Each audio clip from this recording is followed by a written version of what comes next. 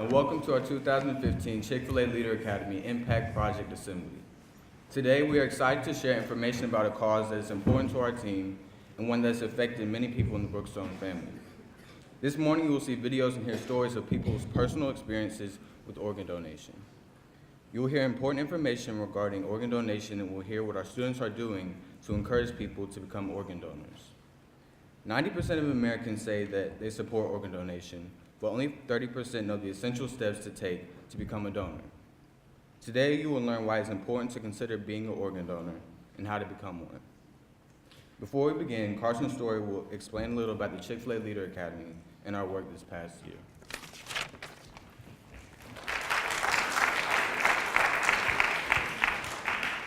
Good morning. The Chick-fil-A Leader Academy is comprised of 31 upper school students who have met each month to learn about important leadership topics such as vision, values, innovation, communication, service, and impact.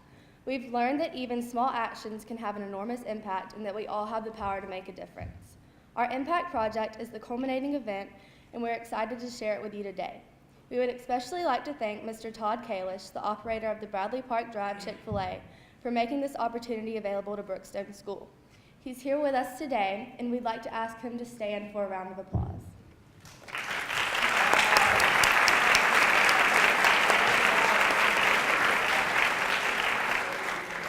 Mr. Kalish has supported our efforts throughout this project, and we're grateful to him. Ellie Turner will now tell you a little more about how we arrived at this topic.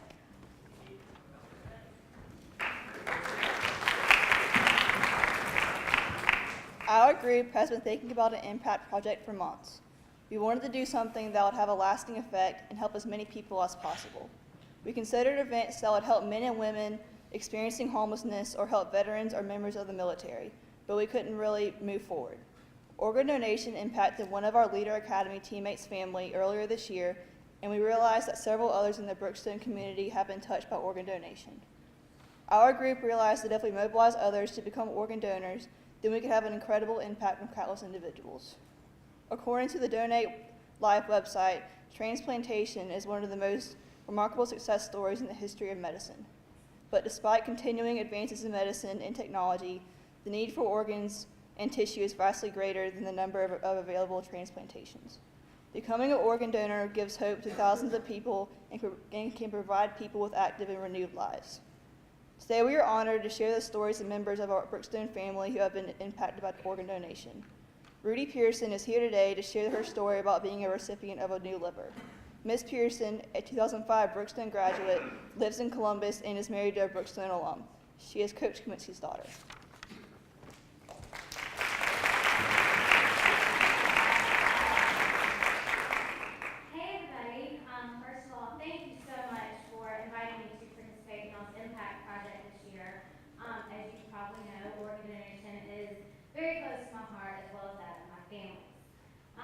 Like Ellie said, my name is Rudy Pearson, and I'm sure most of you know my awesome mom, Coach Kaminsky. I'm a Brookstone lifer and graduated in 2005 after 14 awesome years here, and I loved every second of it. I played a total of 5 sports in high school. I was active in numerous clubs and won the All-By City Athlete of the Year award my senior year in high school. I honestly was the epitome of a healthy, active, and happy high school student with no worries in the world except how to coordinate my matching bedding with my future roommate at UGA. So, you're probably wondering how or why I ended up needing a liver transplant just 10 years later. It was around Thanksgiving of my senior year, and I was not feeling very well, always really tired, and started losing weight. Initially, my doctors thought that I had mono because they noticed my spleen was enlarged. Well, eventually they discovered that I had ulcerative colitis, which is very similar to Crohn's, a more common intestinal disease. My amazing local gastroenterologist, Mark Fortson, noticed that my liver enzymes were elevated, so he called for a few more tests. After some waiting and worrying, we got one piece of news that we did not want. I was diagnosed with PSC, or primary sclerosing cholangitis. We were told that this meant that the bile ducts in my liver were slowly closing, and eventually this would cause me to need a liver transplant to survive. Can't tell you how this news impacted me and my family. It was probably the scariest thing I'd ever been told. But after letting the news sink in, Dr. Fortson referred us to a great doctor up at Emory, and he was my go-to go-to guy for the next 6 to 7 years of my medical journey, which included monthly lab tests, ERCPs, which were throat endoscopies, to monitor the rate at which my bowel ducts were closing, changing and testing new medicines. I always knew that a transplant was inevitable, but for the longest time I had little to no symptoms or complications. About 2 years before my transplant, I, along with anyone who knew me, noticed that my jaundice, or the yellowing of your skin or the whites of your eyes, was definitely getting worse. Not saying that I looked like I had a nice summer tan. I honestly looked like I'd been exposed to radiation and was glowing. So I knew that time was approaching.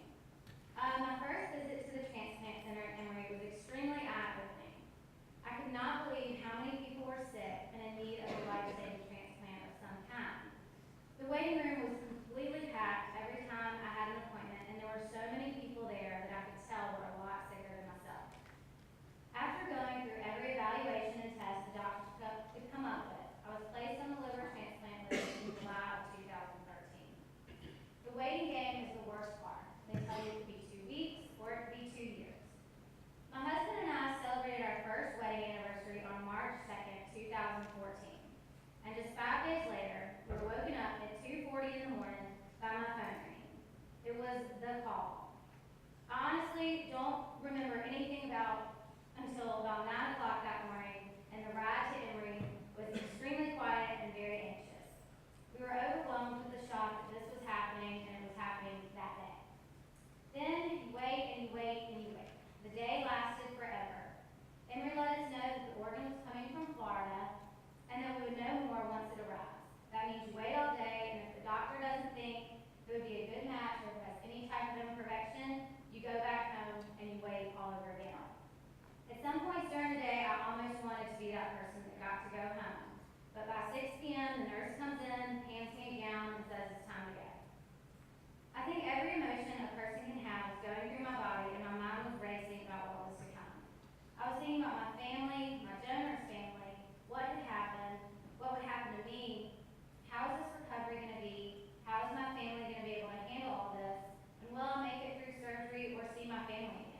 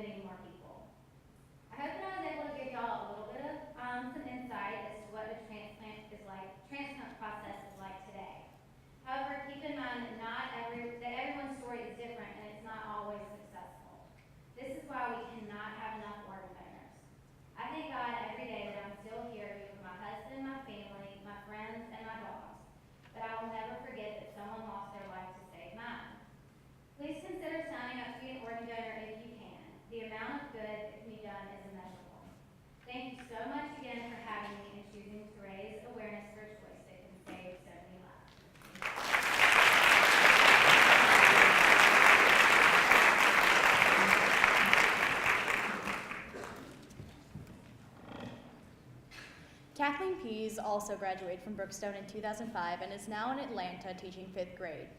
She is Miss Gerald's niece and the cousin of Jack and Charles and Emily Pease. Please enjoy this video she prepared about her experiences as a kidney donor.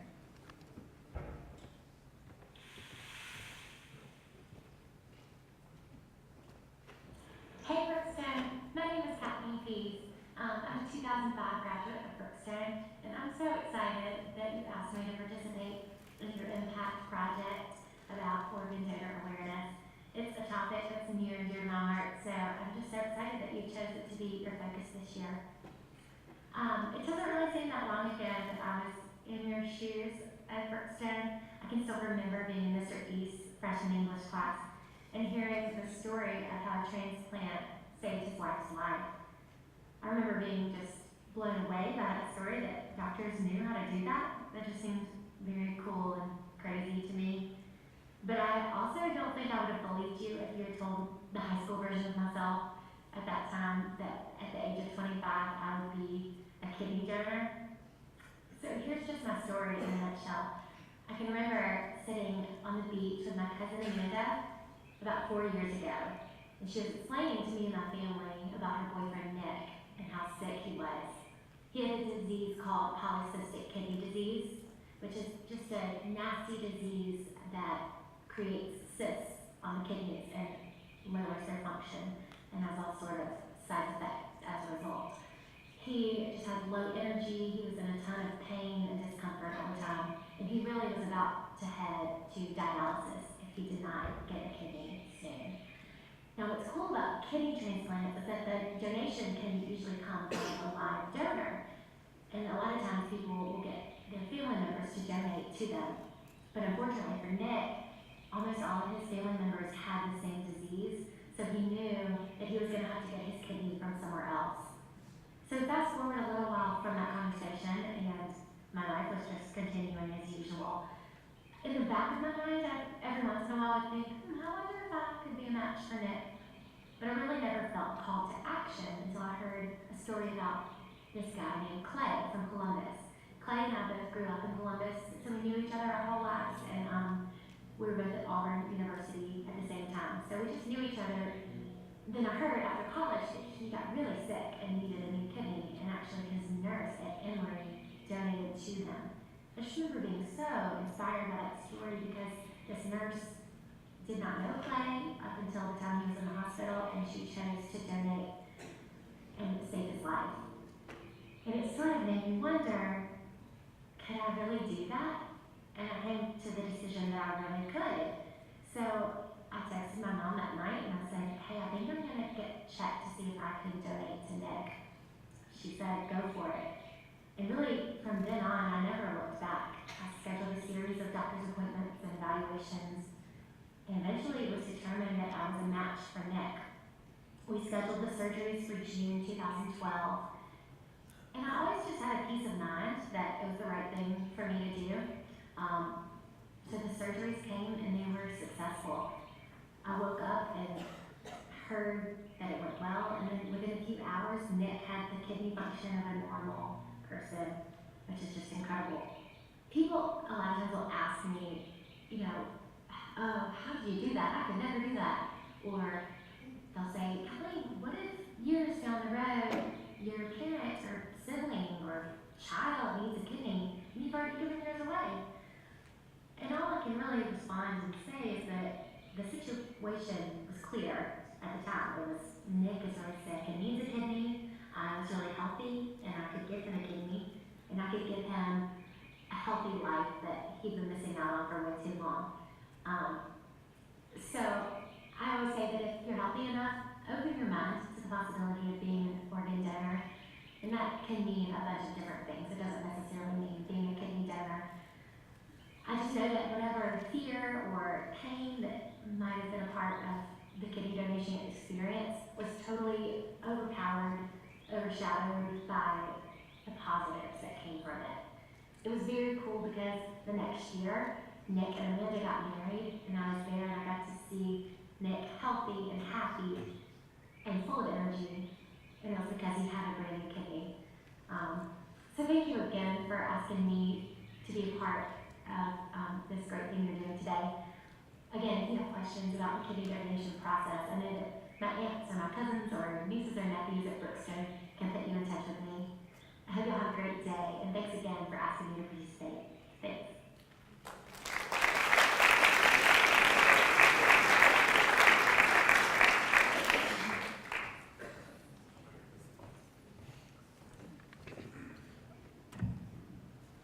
Our own Miss Stephanie East, who suffered from cystic fibrosis for years, received lungs from a young boy 12 years ago.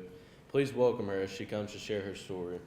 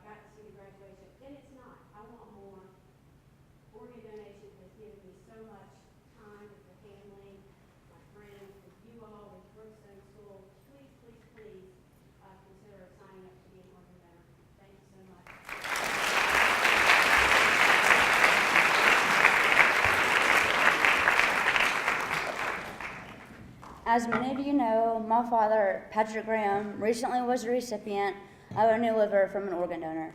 He is home from the hospital now and is recovering better than ever expected. This is a video I took of him shortly after his surgery. Our family is so grateful for the organ donor who saved my dad's life. I'm Patrick Graham. I'm 49 years old. I'm at Emory Hospital, and I received a liver a month ago. I had to get a new liver because I was born with a liver disease called alpha-1 antitrypsin. I received a new liver a month ago as I was critically ill, and this liver saved my life. I hope everyone will consider being an organ donor as it saves lives. I know firsthand as I received a liver, it saved my life.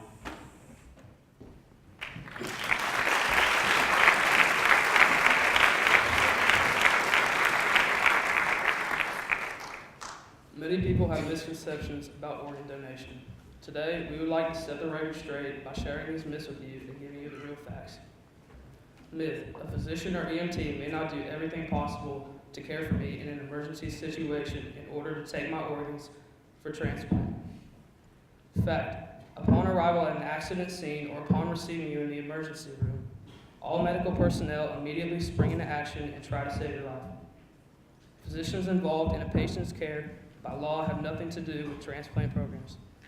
Death can be declared only by following strict medical and legal guidelines, and usually with the input of more than one physician.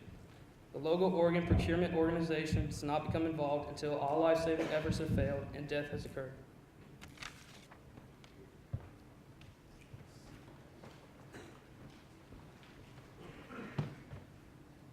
Myth: wealthy people and celebrities are moved to the top of the list ahead of regular patients. Fact: the organ allocation and distribution system is blind to wealth or social status. The length of time it takes to receive a transplant is governed by many factors: blood type, patient size, time on the waiting list, severity of illness, and other medical criteria. Factors such as ethnicity, gender, age, income, or celebrity status are not considered when determining who receives an organ.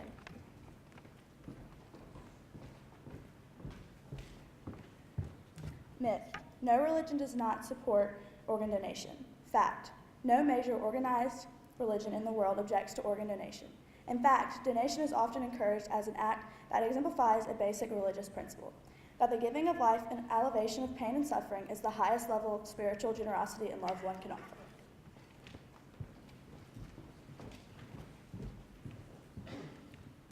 Myth: the donor family incurs costs for organ donation.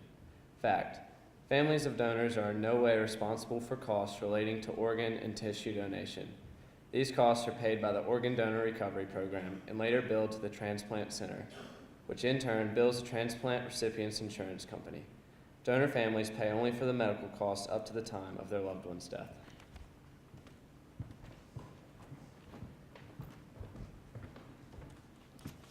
Myth: regular funeral services are not possible following organ donation because donation will mutilate the body. Fact: while donation may delay funeral arrangements for up to 24 hours, regular funeral and memorial services can be planned. An open casket funeral or cremation are still possible.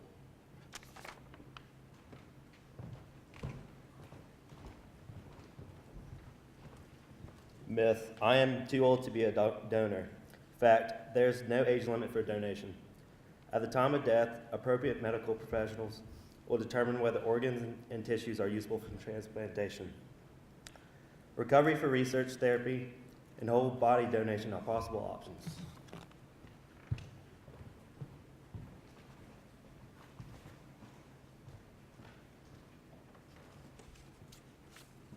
Myth: I'm also donating my entire body to science so I can be an organ and tissue donor as well. Fact: a body that is donated to scientific research cannot be used for organ or tissue donation, except in the case of corneas.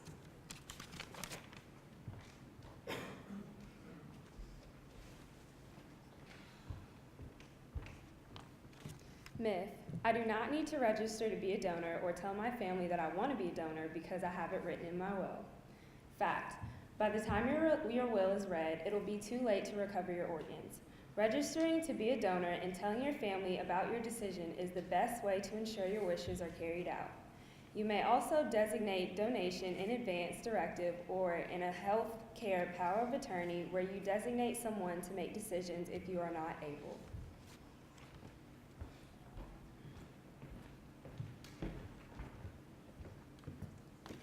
Myth: organs for transplant can be bought and sold on the black market.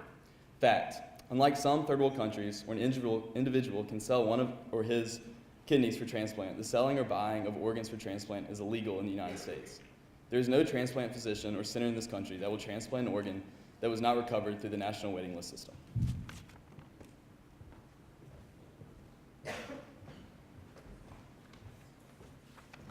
Myth: it doesn't matter what I decide about donation because my family will make the final decision. Fact: family permission is not required for donation and your decision to donate will be honored. It is helpful to talk to your family about your donation decision so that they may assist in carrying out your wishes.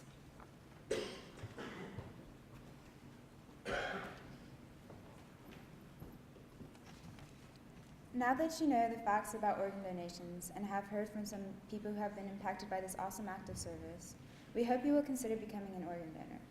We invite all students and faculty who have either a driver's license or a learner's permit to indicate that they would like to become an organ donor by registering on the Donate Life Georgia website this week. All students who register to become an organ donor or who update their information on the website will receive an Organ Donor Awesome Awareness t-shirt.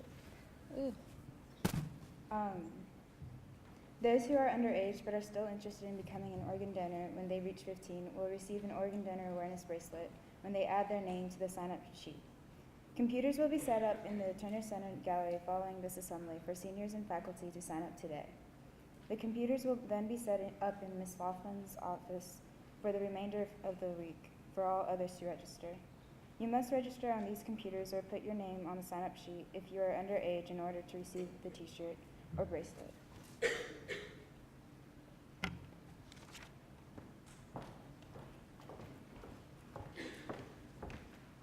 Every 10 minutes, another name is added to the National Organ Transplant Waiting List, and an average of 21 people die every day because an organ was not made available for transplant.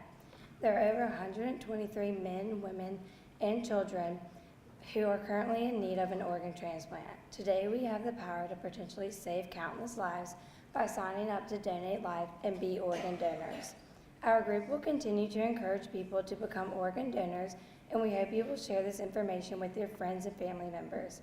Tomorrow, members of the Leader Academy will go to CSU to promote organ donor awareness, and Thursday evening we will host a parent program to share this information with Brookstone families. We encourage all of you to register on the Donate Life website this week and receive your t-shirt or bracelet. We'd like everyone to wear their t-shirt on Thursday, and we will take a group picture to show our commitment to organ donation and hopefully encourage other groups to become organ donors too. Let's all remember that we can donate life and be organ donors. Thank you.